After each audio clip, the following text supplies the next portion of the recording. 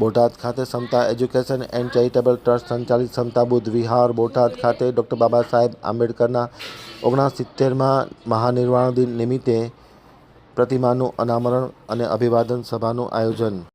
બરવાળાથી ચિંતન વાગડિયાનો એક વિસ્તૃત અહેવાલ। સમતા બુદ્ધ વિહાર ખાતે ડૉક્ટર બાબા સાહેબ પ્રતિમા અનાવરણ અને અભિવાદન સભાનું આયોજન કરવામાં આવ્યું હતું। ગત તારીખ 28મીના રોજ સમતા એજ્યુકેશન એન્ડ ચેરિટેબલ ટ્રસ્ટ સંચાલિત સમતા બુદ્ધ વિહાર બોટાદ ખાતે ડૉક્ટર બાબા સાહેબના 69માં મહાનિર્વાણ દિન નિમિત્તે સમતા બુદ્ધ વિહાર ખાતે ડૉક્ટર બાબા સાહેબની પ્રતિમાનું અનાવરણ કરવામાં આવ્યું હતું અને માતા રમાઈ આંબેડકર ભવન ખાતે શ્રદ્ધાસુમન અભિવાદન સભાનું પણ આયોજન કરવામાં આવ્યું હતું, જેમાં રમેશ વોરા અમદાવાદ તરફથી તેમના માતા પિતાના સ્મરણાર્થે ડૉક્ટર બાબા સાહેબની પ્રતિમા સમતા બુદ્ધ વિહારને દાન આપેલું હતું, તેનું પણ અનાવરણ કરવામાં આવ્યું હતું।